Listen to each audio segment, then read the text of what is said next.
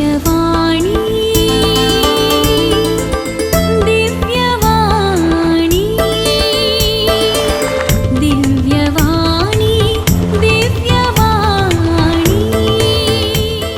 मगच्या बाबयनीनो आमकां एका मनशान बरें ताचें घर सुबित करून बांदिल्लें आनी थोड्या तेंपा उपरांत आमकां एक दीस ताणें थंय येजे म्हूण ताच्या घराक त्या नव्या घराक येजे म्हणून आनी आमी येताना ताणें वाटेर येताना कितें उलयलो आमकां आपोवन व्हरताना आनी त्या घरांत कळ्ळें परत ताणें खावंक पिवंक जेवण दिलें म्हूण म्हाका आतां तितलें उडास ना पूण एक उडास आमी त्या घरांत भोगलो संतोश ताणें आमकां संतोश भोगीचो केलो तें एक्सपिरियन्स ती म्हजी बोगणां ताणें आमकां भोगूंक दिल्लें बरें बरें कळ्ळें ताचें उलाणें कळ्ळी ताणें केल्ली तयारी त्या घरांत आमकां आपोवन आमचो दाखयलो तो मोग तो आमी भोगुल्लो तसो मोग ताणें आमकां मोगांत एक सकाळीं तावन राती 8 वरांचेर फाटीं हाडून सोडता म्हणसर त्या घरांत आमकां भोगिल्लें ताणें हर एका घडी आमची खणेली जतन आमकां तें बोगीचें केल्लें संतोश बोगीचें केल्लें बोगणां तें खालें जेवलें बरें बरें ताणें मस्त एका बटल्याराक ताचे वळखीचो इश्ट भायर तावन आयलो तो बटलेर खंय हॉटेलांत ताका हाडून ताणें बटल्यार मारिपात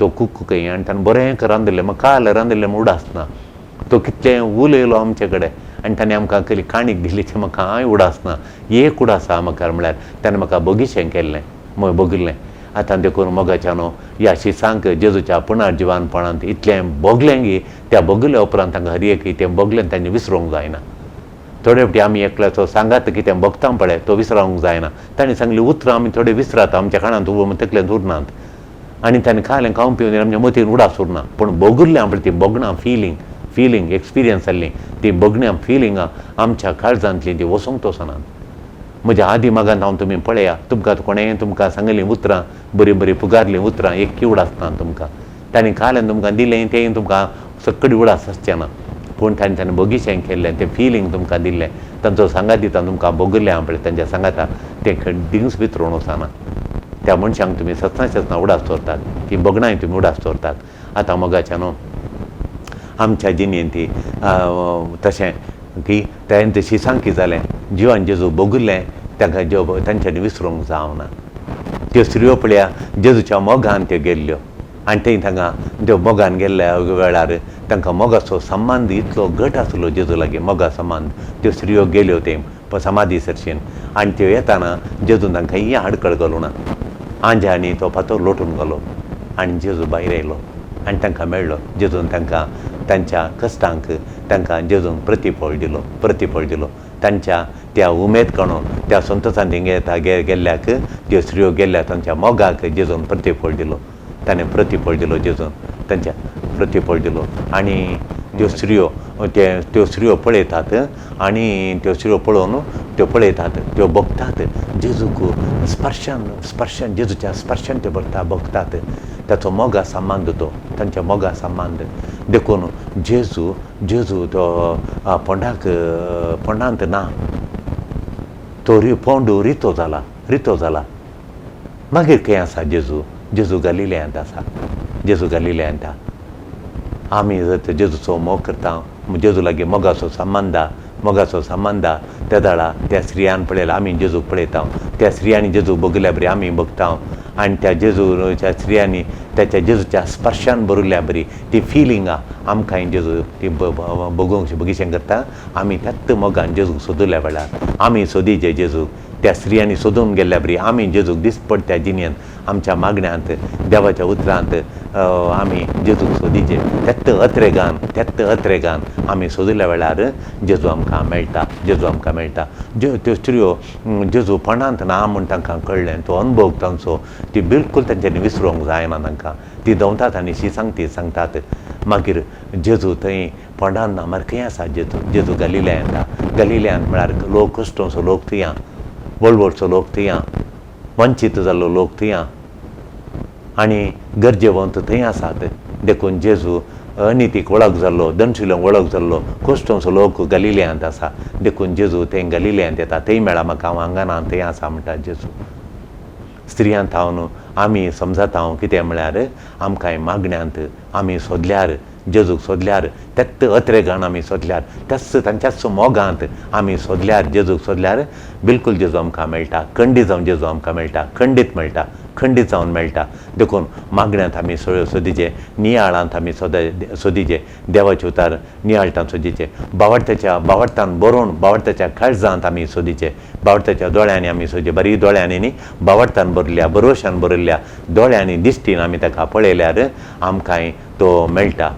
आमच्या कश्टा वेळी, आमच्या समस्या वेळी तो आमकां मेळटा. आमच्या खंत बेजारांत तो मेळटा. आमच्या गरजांत जेजू आमकां मेळटा, खंडी जावन मेळटा. त्या मोगांत, त्या अत्रेगांत, त्या बावडतांत, त्या विश्वासांत आमी जेजू सोदिल्ल्या वेळार जेजू आमकांय मेळटा. देखून आमकांय मेळटा. देखून तो तसो आदार आमकां दिता. ताची दया, ताचें बोळ आमकां मेळटा. कश्टांत तसो आदार आमकां मेळटा. आमकां अस्कत जाल्ल्या वेळार ताचें बोळ आमकां भोगूंक मेळटा आनी तसो सांगात आमकां मेळटा. देखून तांकां तो वाटेर जेजू तांकां मेळ्ळो, जेजू तांकां वाटेर मेळ्ळो. आमच्या मिसावांती आमकां जेजू मेळटा, जेजू मेळटा. आमच्या मिसावांती आमकां मेळटा. आमच्या मिसावांत आमी सेवा करतना, आमी आमचें बरेंपण हेरांक बरें करतना, आमच्या कुटुंबाच्यांक सेस सांबारा हेरांक आमी बरें करतना जेजू बिलकूल आमकां मेळटा, खंडी जावन आमकां मेळटा. आमकां आदार दिता. आमचें बरेंपण मुंदरसून वचूंक जाय जाल्ली कुमोग तो दिता, जाय जाल्ली ससाय दिता, जाय जाल्लो आदार आनी घटाय तो दिता. सेवा मुंदरसून व्हरूंक, बरेंपण करूंक जेजू आमकां खंडी जावन आदार दिता. तसो सांगात आमकां तो दिता आनी आमकां तो तशें करूंक तो चडांत चड आमकां आदार दिता. देखून देवाचो दूत आडखळ आसली काडटा, तो शिळा लोटून घालता. आमचें बेन जर तर आडखळ जाल्यार आमचें बेन तो काडटा आनी आडखळी खाण आमकां दैरान तो भरता. एका तराचें दैर, एका तराचें तें एक्सपिरियन्स, तें बोगलें आमचें वर्णूंक जायना जेजू मेळिल्लो. तशेल्या आमकां जायते अणभव आसूंक पुरो जेजू मेळिल्ले. देखून शिस तो बोगिल्लो अणभव ते थोडून तांकाणांत ते वचून 10 जाणां सांगतात आनी इगर मतां वाडोवन येता.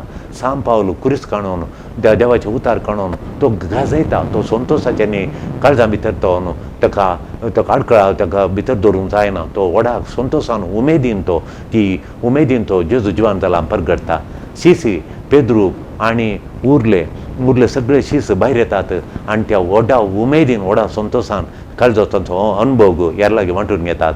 आनी वांटून घेतना जायतो लोक स्वाम्याच्या पुनर्जिवानांत फाती येता आनी स्वाम्याक स्विकार, स्वामी धनी आनी आमच्या जिणेचो सोडोनदार म्हूण स्विकार करतात आनी स्वामी तांकां आशिर्वादीत करता, तांचो बावार्थ बळादीक करता. देखून मोगाच्यानो आमच्या स्वामी आमकां खंडी जावन आमच्या सेवेच्या सन्निवेशांत जेजू आमकां मेळटा आनी तसो आदार आमकां दिता. देखून मोगाच्या भाव भयणीनो, पुनर्जिवन जाल्लो जेजू उजवाड आमचो बियासो काळोख तो दोंडोवन दी. आमचें कुटाम नंदन करून दी. आमच्या काळजांत कितें आशा ह्या वर्साचो पूर्ण करून दी. ह्या कोरोना वायरसांतून आयिल्लें तें वखद आमकां सायड इफेक्ट आहात गी नात गी, या तें वखद परिणामकारी जाता गी, वखद काणयल्यांक ती पिडाय येना गी म्हणलें तें पुरा आतां दुबाव आसा. हे दुबावाचो काळोख जेजू पयस करून दी. बरें वखद आंगा लागचें, सायड इफेक्ट नातलें बरें वखद तो आमकां दिवन दी. आमचें बियें पयस करून दी. परतून समाजींत अभिवृद्धी जावन दी. आमचीं कुटुंबां नंदन जावन दी. तुमकां समेस्तांक एक बागी पास्कांची परब, जेजूच्या पुनर्जिवनपणाच्या पास्कांचें फेस्त मागता हांव. बागी संतोश भरीत जेजूच्या पुनर्जिवनपणाचें फेस्त तुमकां मागता. जिवान जेजू तुमच्या काळजांत, तुमच्या कुटुंबांत रास करून दी. आमेन.